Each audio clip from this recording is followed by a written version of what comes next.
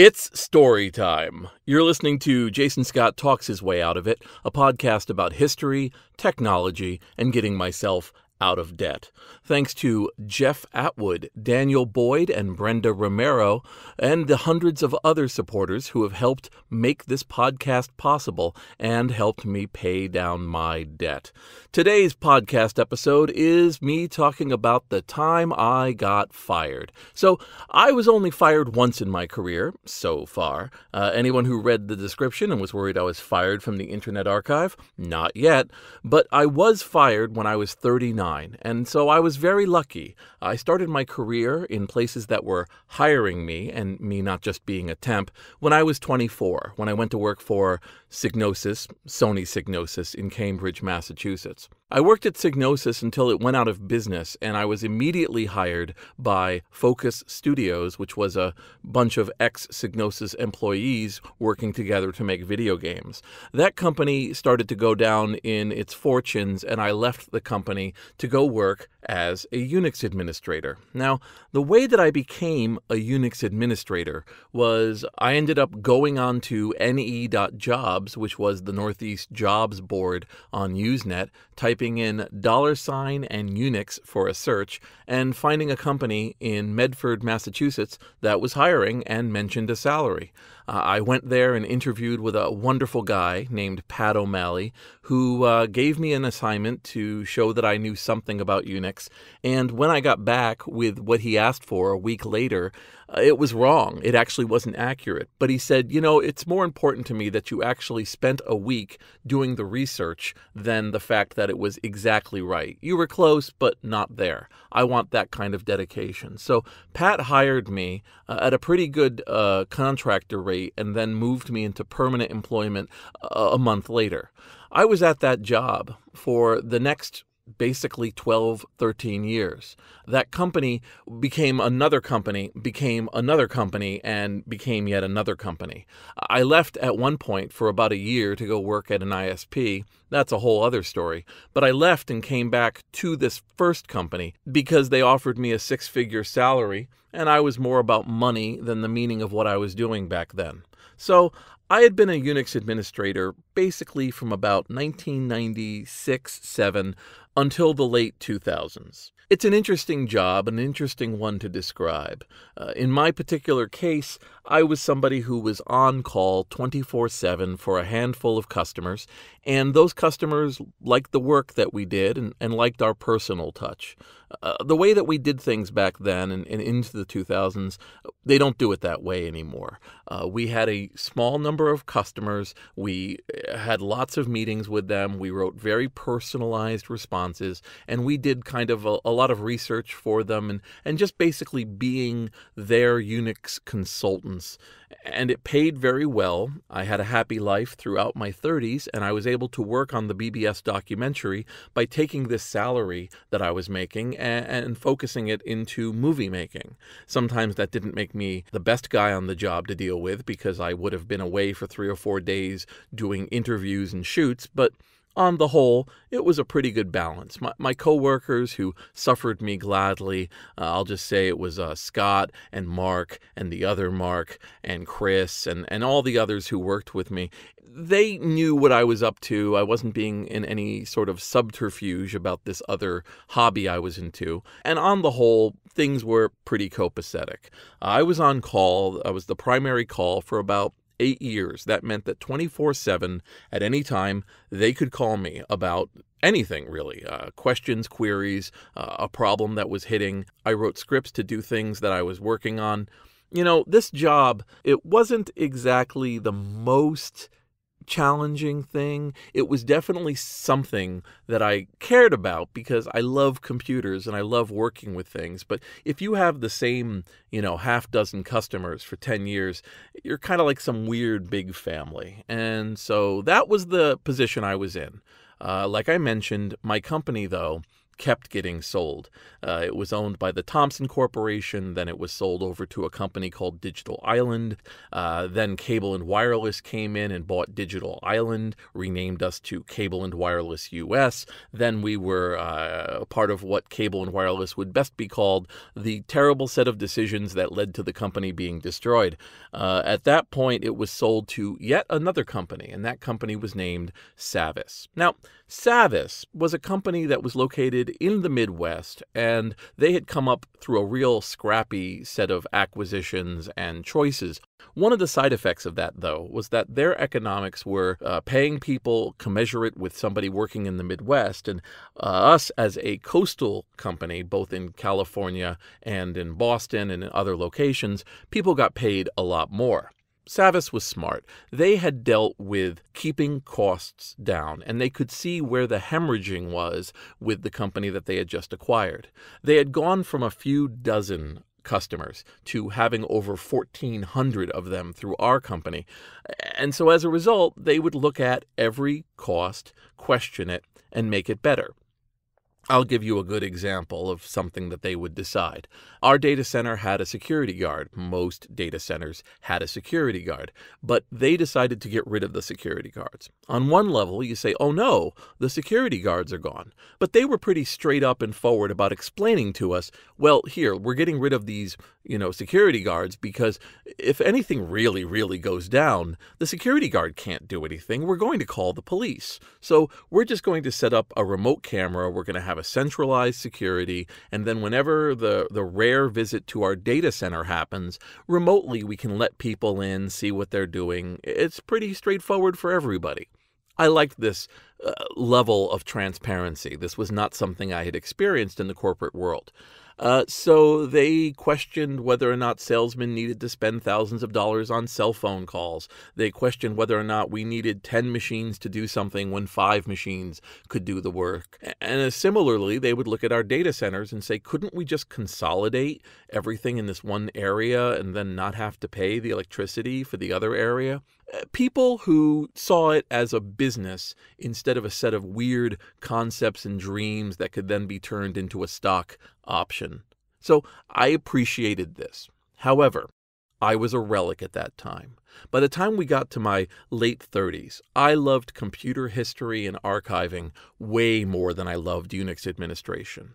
The previous companies had never really spent anything on training me, so I was never set up to become a manager of people, and I didn't want that job, and I definitely wasn't being educated on newer and newer technologies. And as what becomes cloud technology or virtual systems comes into place, we were still running basic systems that were a Sun machine hooked up to a disk drive or hooked up to a grid of disk drives, and then serving out stuff to the customers who were paying a lot of money for the data that was on those drives. I was very expensive, but I couldn't be used with other customers in the way that they were using other engineers. Now, I'm not really privy to the full finances of the company, but I would occasionally get hints, and one of the things that I discovered was that I was probably making 2 or 3 times what a manager was making by their system. That said, I was one of a handful of employees for a customer who was bringing in a few $1 million a year. The company tried multiple times to get rid of me. And one way they were trying to do this was to go to my customers and say, hey, we're thinking of scaling things down, making them more efficient. We want to let go of Jason. And one customer, who I will always appreciate, said, if you get rid of Jason, we will leave this company and take our millions with us. So they couldn't fire me because I had done, I guess, a good enough job to be thought of as essential to that customer. I really appreciated that, and that got me through my late 30s. But it was obvious that if something could come up to get rid of me, it was going to happen. I knew this. I think the company knew this. I had the hints. But money is money. And at the time, I thought that a big income was the beginning, middle, and end of existence. If you're not somebody who's been making high 5 or low 6 figures, obviously any move made by a person in that environment seems like the most dilettante, wrapped in yourself elitism, but it's been quite a journey for me to realize that money doesn't really solve your own feelings. I had an associate whose name I won't give. He didn't work with me. He worked at another company. And we were talking much later about leaving this kind of life and making less money. And he said to me, you know what I was doing? I was going onto Amazon at night and buying enormous amounts of garbage to convince myself that I was free. Along with that money came complete control of your life, what you could do, what you could say. You were not allowed to have a certain kind of expression, and they could make you do anything they wanted at any given time. For the times when they didn't ask much of you, it seemed like a really good deal. But some really unfair things could happen, and some really unnecessary destruction of your social life and personality could really occur over the years. I was at that job with golden handcuffs. They paid me well. It paid for my home. It paid for my cats. It paid for my car. But that was it. I wanted something else. I wanted what I did to have meaning. So in this situation of a person who's not completely into their job, getting paid a lot according to the company, it was just a matter of time that something was going to happen. That something that happened was that my main customer announced that they were leaving. Totally understood. Their parent company finally said, hey, the data center we pay for in another location, yeah, it's not as good. Yeah, you don't get the same service, but we can really, really save money on it. So we would rather risk a little bit of downtime rather than pay the prices that we are paying. We're getting out of here in about 3 or 4 months. So during that 3 and 4 months, I knew it was just a matter of time after this company left that I was going to, in some way, get fired. So I loved my company that I worked for. I cared about all my customers. I knew their names. I knew their home lives. I knew everything about them, and it mattered to me. That's the difference between industrial scale hosting and personalized work and concierge work. As the company wound down, I gave them the same level of service I'd always given, and we slowly transitioned them out. And once they were gone, I was down to, a half dozen customers, but I knew it was just a matter of a ticking clock over my head. So here's how you fire Jason Scott. So the first problem is I wasn't really breaking any rules. I wasn't doing anything that was a fireable offense. There was a person who did commit a firing offense, so I know what those are. He had joined the company as a salesman. I'm not going to give his name. And he had some problems. He'd had a DUI. He'd had some arrests. And so as a result, his salesman buddy, who worked at our company, kind of pushed him through and got him a job with us. This was supposed to be his saving grace. Again, somebody who's trying to make their life better, totally understand it. He took a tour of our data center with me, and at one point I mentioned how amazing these machines were and what it was like hosting there. And he said to me, hey, man, I bet you could host your own stuff here, right? And I'm like, I don't know. I mean, I guess you could. I don't, but I totally could see where you could. It would be a pretty good deal. He goes, yeah, like nobody would know. I go, like, well, somebody would know. But, that I guess if that's a perk, I guess that could be a perk. I found out a little while later that he then went to the manager of our group and said, I heard that Jason is hosting his own things there. You might not want to keep him around. An incredible backstab. But I found out about it, and I went to that manager, who I did like, and said, I don't host anything here. I don't use you for anything. I'm not really into that. I pay for my own hosting elsewhere. And he said, I know you don't. And I said, should I be mounting a complaint against this guy? And he said, no, between you and me, it's going to be fixed on Friday. So I was fascinated. And when Friday rolled around, I decided around noon to stop by that guy's desk in the other building. I made up some excuse for going there. And I'll always remember walking into that floor, finding his cubicle, looking in his cubicle, and his coat was gone, and the chair was ajar, and there was a steaming cup of coffee, because he had put his steaming cup of coffee on the desk and then went into the meeting where they pointed out that he had been going to the hotel bar nearby on his lunch break, coming back notably drunk and being a real trouble around the office. So I'd seen the firing where your coffee cup never cools down. So how are you going to fire me? First, you have to establish me as a bad employee. To do this, they had an employee evaluation occur in which somebody who was not my manager, who I did not work with, who I did not interact with on a very frequent basis, write a 2 or 3 page assessment of my actions, in which they indicated that I was belligerent, that I was not doing the requirements that were put before me, that I did not do my job well, and that I was not a team player, and that I was not somebody who was following the ethics and the rules of the company. Now, none of this was true, but I remember doing a 2 or 3 page response signing statement in which I indicated that I was signing this to acknowledge it, to continue my employment, because to not sign it would result in termination, but that I knew what was going on here.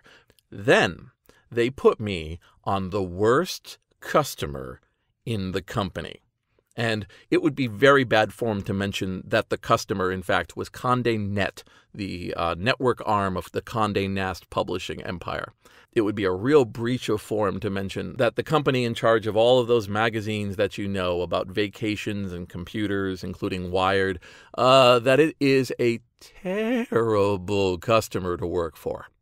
My company had been hired because Condé Nast was consolidating their work and going from one content management system to another one. And it was an incredible job being done. So I suddenly found myself assigned, along with my coworker, onto this terrible customer. Only once or twice were we on site, but boy, what an experience.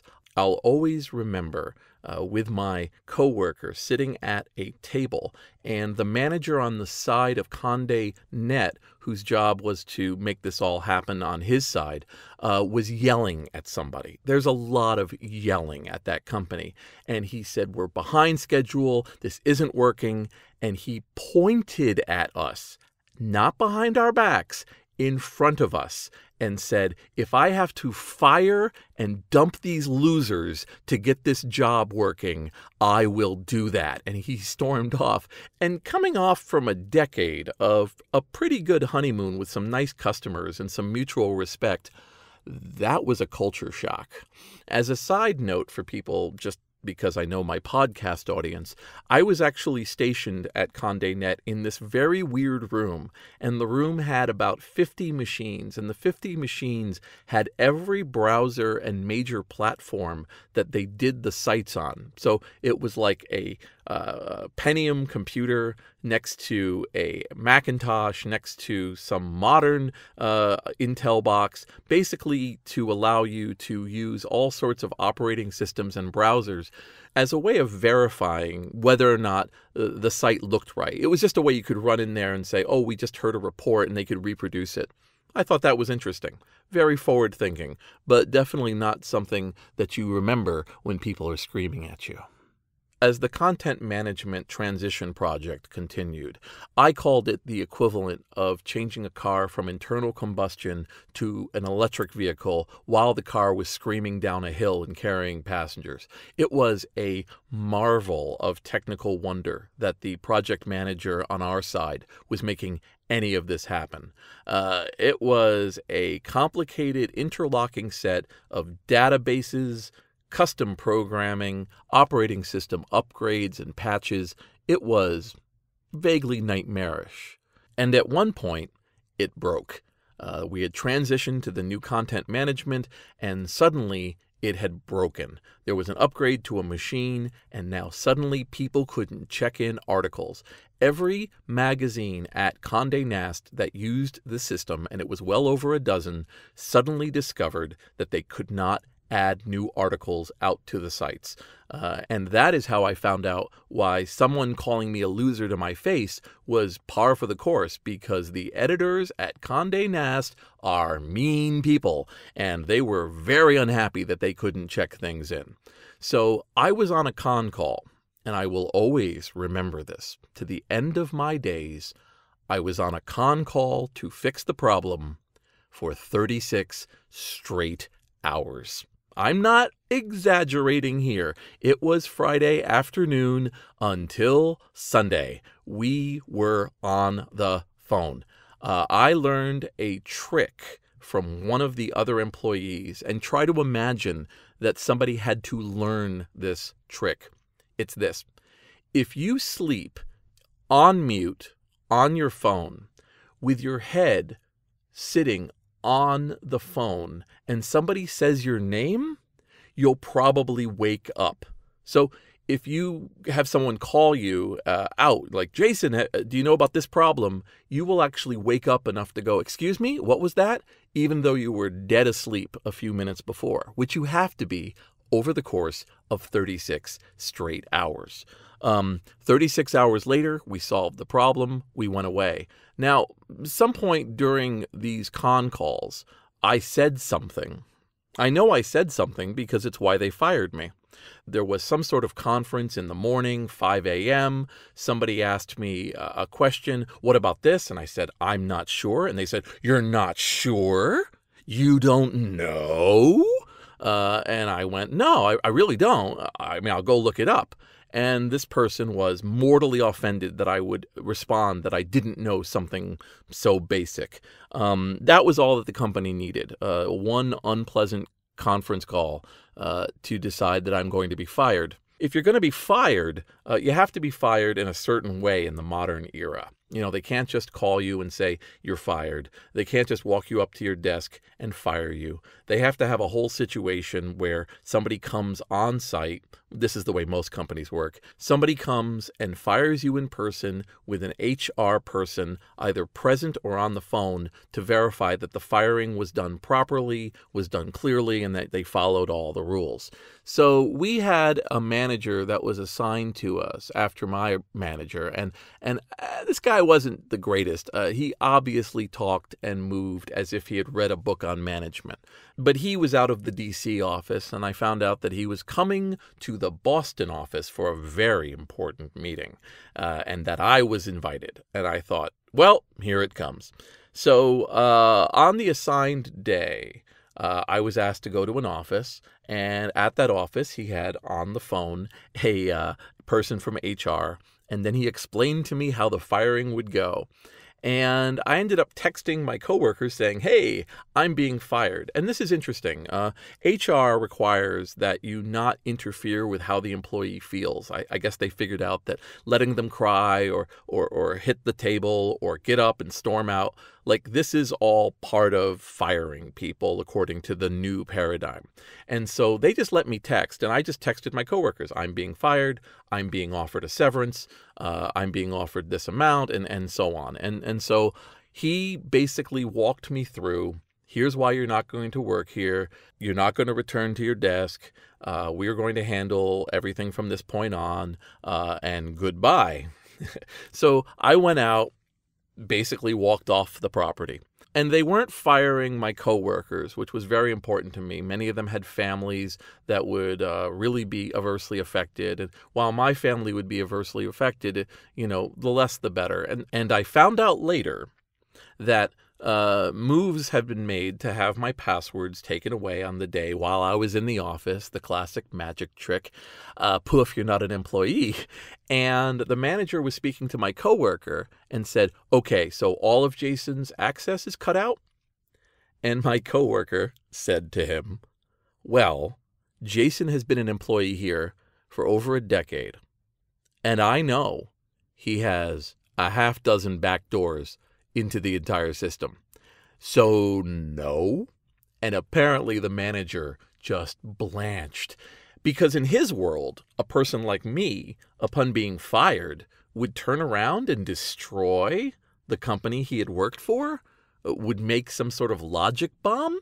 You see, by that point, the world had changed such that there was an interpretation that every employee was a ticking time bomb, ready to turn in a moment's notice from hardworking employee to terrorist. And of course, I come from the stock of respecting end users, respecting customers, and treating them well. So even though I had these half dozen back doors, my coworker called me and said basically, hey, the back doors, what are they, man? And I said, oh, port of this and go to here and do this. And he said, awesome. And that was the end of it. And that was the last time I ever worked for that company. In 2009, when I walked away, I was 39 years old. I had been a Unix administrator all through my 30s. And I ended up deleting all of the work I had done for them, all of the mails I had sent, the carefully crafted paragraphs. There is such a chunk of my life that just went out the window the moment I was let go. And that was when I really personally internalized that this perhaps was a good way to have made money and to have used that money to do some fun things and to make some strides in computer history and my other hobbies at the time. But did I want to do that again? So I reached out, and this is when I did a Kickstarter, which some people are aware of, where I did something called the Jason Scott Sabbatical. And what I said was, I don't want to do this again. I don't want to be a Unix administrator somewhere else and then be quietly working on the things I really care about at night. Let's do it that I'm doing what I believe in all the time. And I asked for a certain amount of money. People gave me that money. I finished the documentary known as Get Lamp on Text Adventures. The money from that kept me going. And I had the freedom, a year and a half later, to walk into a conference at the Internet Archive called the Personal Digital Archiving Conference, give a barn raiser of a speech, and then walk downstairs and demand a job to say, I'll work for you for almost nothing.